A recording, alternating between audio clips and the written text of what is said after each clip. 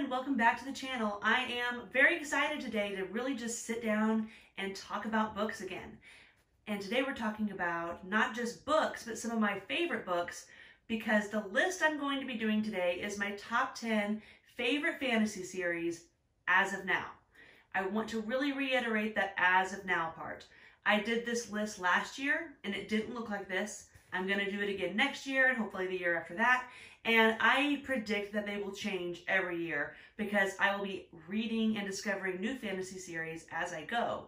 So the list I have today, honestly, there's not going to be a lot of shockers in there. It's a pretty predictable list because honestly, I really have spent the last 2 years catching up on all the fantasy series that I just had to read. Like the bucket list ones that I knew were wildly popular for a reason because they're very, very good. And just things that I kind of had to add notches to my belt to even really carry a conversation in the fantasy community. I knew that these books had to get done. But I've had a really great 2 years of reading and I've come up with a pretty nice list, enough so that I even have a couple honorable mentions. So this list is not necessarily the best of fantasy.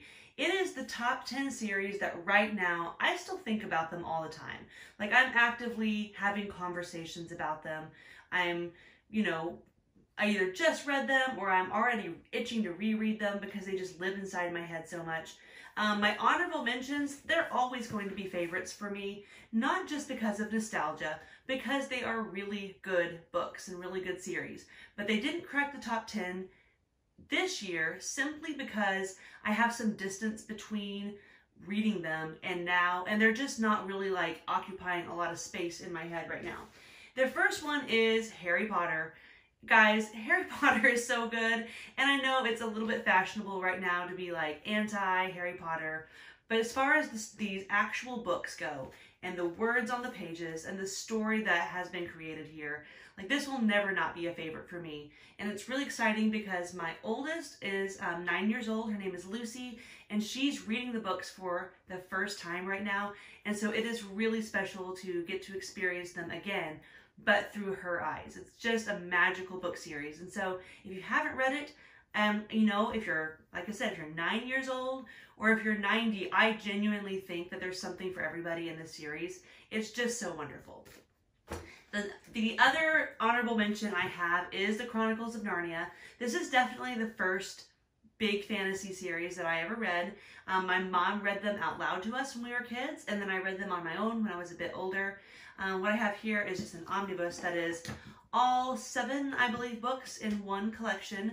I also started rereading this year. Actually, just earlier this month, I read The Magician's Nephew and was just reminded about how sweet a story this is. And that book really sets up what's going to be a really magical and really immersive world. And the first 2 times I read it, I didn't start with The Magician's Nephew, so I was kind of glad I did that this time. But guys, Chronicles of Narnia, I really can't say enough about it. It's quaint, but it's also spectacular. And again, characters that you'll remember forever, and just a wonderfully crafted world. Okay, so now let's get to my current top 10 list. And when I say I agonized over these, I don't even know if that's underselling it, because this was a hard list to make. I knew which series were going to be on the list, but putting them in order about broke me. So just know that there's room for some rearranging. If I even thought about it for another hour, the list might not look like this, but I'm just going to go for it. And I will be just showing the first book out of each series to kind of represent the series as a whole. So my first book is Mistborn. My copy says Mistborn, but I think this book is actually called The Final Empire. But Mistborn Era 1 is a 3-book series by Brandon Sanderson, and I loved this series. This is the first series I read after my epic Wheel of Time binge. And I wanted to keep going with fantasy, and I really enjoyed Brandon Sanderson's writing because he, of course, finished the last 3 books of the Wheel of Time. And so I had a little taste of Brandon Sanderson, and I knew I wanted to keep going with fantasy, and this was the perfect in-between series for me. It's definitely not lightweight or small in scope, but for some reason it does feel more approachable than some of these big bad series over here. Vin is just an awesome main character. The whole cast is really lovable and memorable, and the magic system in this is one of the best, maybe even the best I've ever read. So if you are new to fantasy, or if you've been here for a while and you just haven't picked these up, I don't think you'll be disappointed in this story at all. It's wildly creative, and the magic system is just, I mean, who thinks up that kind of stuff? It's so creative. Next on my list, and this one was a toughie, because I know that there will be people who argue that this isn't a series, but rather a collection of stories that belong together. But I did go ahead and include The Band, is what we're going to call the series, The Band, by Nicholas Eames, the first book being Kings of the Wild. If this were a list of my favorite books, period, this book would probably be a little higher on the list. I read this book for the first time last summer, and I've read it again since then, and you could easily talk me into another reread right now. This book just really, for lack of a better word, just captured my heart. I was so caught off guard by how good it was, because yes, it is funny, and it's fun, and it is a nice break when you've been reading a lot of heavy stuff. But on the flip side of that same coin, it's just a wonderful book. Nicholas Eames has really created something special with this story that is gripping and emotional and exciting, yet also, like I said, all those other things, fun and funny and lighthearted. And this will be a 3-book series, and I guess it is fair to say that it's more of a collection of standalones that kind of all fit together, but I just had to put it on the list. And so, I mean, come at me if this is wrong, if you really want to say that this is a standalone, but having read the second book, Bloody Rose, they go together quite nicely. I think the main reason it gets called a standalone is because if you never read another book by him after this one, you wouldn't be missing any of this story. This story is completed in this book, but the world and the characters, some connections continue on, and I am really looking forward to the 3rd book in this series. The next book on my list, again, this one won't surprise anybody, but maybe one of the lesser known series on my list, is the 5 Warrior Angel series by Brian Lee Durfee, and this is the first book in the series, The Forgetting Moon. I have done a review on this series. The second book is called The Blackest Heart. It's way over there, never mind. And the 3rd book is coming out hopefully this year. We have our fingers crossed so hard for that, because man, when this series is completed, side note, it is completed. He has finished writing it. It just has not hit the, the bookstore shelves yet. So I am just chomping at the bit to read that 3rd book and wrap this story up. But even as it stands right now, with only 2 books being released, I knew it would be in my top 10 fantasy series, of all times as of now, because I just enjoyed the heck out of it. It's dark and gritty and unique, and has really cool characters, and he really builds a very rich world through various religions and cultures. So if you are looking for an epic fantasy series that is kind of dark and morbid, but also just beautifully written, I cannot recommend this enough. Okay, the next series is Stormlight Archives by Brandon Sanderson. So I recently read Rhythm of War, just like everybody else. I read it, basically on release day back in November. And the 4th book in the series is the one that I just read. And it didn't leave me as excited for the series as the first 3 did. But I would be remiss to not have this on my list, because this series is absolutely iconic within the fantasy world. And it is going to go down in history as one of the greats. I don't doubt that at all. The 4th book just felt a little lackluster for me, but I am still very much so looking forward to continuing the series. And whenever I stop and just think about how good those first 3 books were, and again, this is my opinion, a lot of people will come at me for not being a huge fan of book 4, because that's a mixed opinion. So don't let my lukewarm take on it detour you, because I'm probably the minority in that. That's just a little side note. No hate on Rhythm of War. But anyway, those first 3 books were what really captured me. And I read them right after I read Mistborn, so I did a lot of Brandon Sanderson right in a row. And man, these books just blew my mind. Talk about high highs, low lows, going through the emotional ringer. He writes these characters that are so complex and heartbreaking, but sometimes heartbreaking in a good way. You know, you just want to see them succeed, but the story is so grand in scope, and there's so many, you know, there's so many players on the table, you just don't know how it could possibly all come together in the end. This is a big story. It is a long time in the making still, but I think it's going to be worth the journey. And man, when I reminisce about reading those 3 books back to back, I just remember what a roller coaster it was and what a great time I have. So this one, I don't ever see it leaving the top 10 list, because Mr. Sanderson has earned his place on our top 10 list and in our hearts. All right, the next one, another series that will never make its way off of my top 10, I feel pretty confident, is A Song of Ice and Fire by George R.R. Martin. And I am holding up my battered, beaten, and beloved paperback copy here that I've read so many times. This series, it does kind of eke its way down on my top 10 as the years go by, because like everyone, I'm just kind of getting tired of waiting for it to be finished. But the books as they are incredibly special to me. This is it for me. This is what really got me into fantasy. And so I will always be very affectionate towards these books. But even taking my nostalgia and my my personal connection to the story out of the picture, these books are just so good. And I hope that people don't forget that. I hope they don't forget that these books are just incredibly written, and the characters and the stories that are in these books are just legendary. And I hope that having maybe a bad taste in your mouth over the TV series, or a bad taste in your mouth because you may have figured out that we might not ever be getting those last 2 books, those things put a damper on this series' reputation. But when you just take them for what they are, just these books, they are some of the best books I have ever read, and I will never not love them. Next up is Faithful and the Fallen by John Gwynne.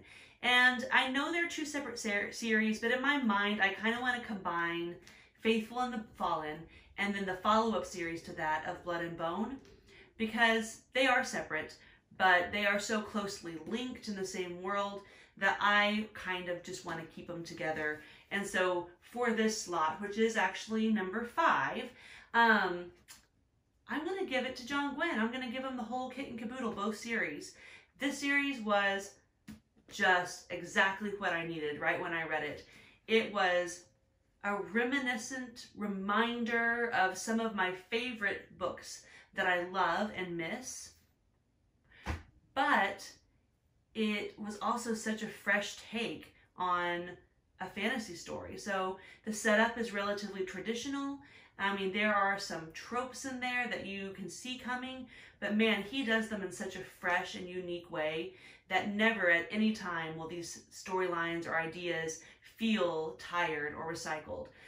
This story is big, and I love the way he ties in religion, and you know, he really has this vast geography and the kingdoms and the interesting cultures and stuff. That's a big part of what draws me into fantasy. And I'm talking 10 out of 10, 5 stars. I cannot recommend this series enough. Another one that is pretty accessible if you are somewhat new to fantasy. I don't know that I would recommend it to be your first series that you pick up if you've never read an epic fantasy series before. But if you are somewhat of a beginner but are ready to take a bite of something a little bit meatier, this Faithful and the Fallen series, starting with Malice, I cannot recommend it enough.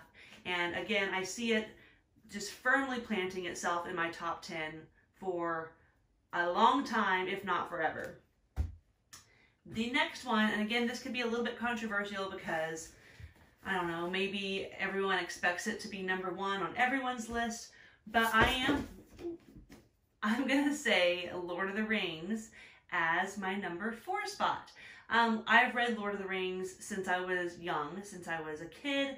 Again, my mom read them out loud to us when we were really little, and then I've read them a handful of times on my own since then. I do have a reread planned this summer, and so chances are it will work its way back up my top 10, but right now it's been so long since I've read them that, I know the story inside out. We watch the movies all the time, but right now I just have other books, as far as just books go, that occupy more space in my head. And so it's not my number 1 right now, but I mean, how is Lord of the Rings not number 1 in your heart? I mean, Lord of the Rings will always be my number 1. So this series, if you haven't read it, again, I know most people have seen the movies, but I am finding that not as many people that I had assumed had actually read the book. So if you haven't read them, message me and maybe you can tag along with us this summer. We're thinking maybe mid to late summer, July, August. We are going to read all 3 of them, just some friends and I. So I can't recommend it enough. I mean, just the storytelling format is beautiful. I love the narrative that's used. And I mean, it is an older style. It might not be for everybody, but I think once you can kind of get into the groove of the writing style, you're just going to be absolutely swept away by the story. It's just all encompassing, and it really just takes you away to another time and place. And that's exactly what I want out of my fantasy stories. So maybe it's no new news to you, but if you haven't read this book, you got to. You just got to. Okay, my number 3 fantasy series of all times, as of right now, is the Dresden Files. Stormfront is just, it feels silly even holding this up, because while I loved it, I thought Stormfront was a great book. Knowing how much the story has grown since these first few individual detective case files, or I'm sorry, he's not a detective, he's a private investigator. Anyway, Harry Dresden is a modern day wizard who's also a private investigator. And like I said, the story does start out maybe somewhat small, kind of feeling like individual case files, but Jim Butcher creates a world that is so massive and complex and just creative beyond anything I can imagine, with characters that are just so real and so complex. And this series right here, you guys, if you're not reading it, please pick it up. Stormfront is the first book. Number 2 is called Full Moon. Those books kind of catch a little bit of flack because it's not that they're not good. It's just that it's rare for a series to just get better and better and better and better and better as it goes. And this is one. So when I picked this book up, I said, I don't know what the big deal is. I think this book was a great book. I loved it. But as you keep going, you realize that, man, even though this book is important to the story, like details in here, he continues to use them as he goes forward for many, many, many books. It's still just nothing compared to the scope we've ended up with. The story is so big now, and I'm catching up. I have 2 more books to read before I'm completely caught up, and I'm just so excited to have this story in my head and be able to just fully immerse myself into Dresden Files talk, because this, not only is the series fun, but the fandom that follows it is also really fun and interactive. So jump in if you haven't already. The first book is called Stormfront, and even though urban fantasy isn't for everybody, I have a hard time thinking of people who wouldn't like this story, because it just has everything. Okay, these last 2 were so hard for me to decide how I was going to arrange them, but I feel comfortable with where I landed on this. So my number 2 is going to be The Wheel of Time by Robert Jordan. This is one of my favorite fantasy series of all times, and again, it's going to live here forever because it lives here forever. This story is grand and epic and huge, but it also is very intimate to me because I just really came to love the characters and all of the heart that is behind this story. I'm currently doing a reread with a bunch of friends. I read it for the first time in 2019, and I think there is some personal stuff there because that series was really helpful to me, and also the community, the Wheel of Time community that I was able to immerse myself in. Those things were really helpful for me during a time that I was struggling with some like depression and anxiety, and I was able to really just dive into this series and immerse myself in something that felt big and it felt important.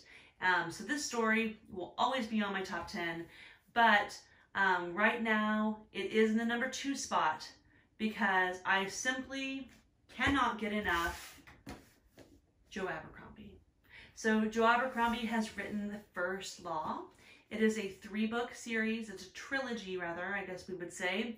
There are 3 standalone books in between, and then a second trilogy is being written right now.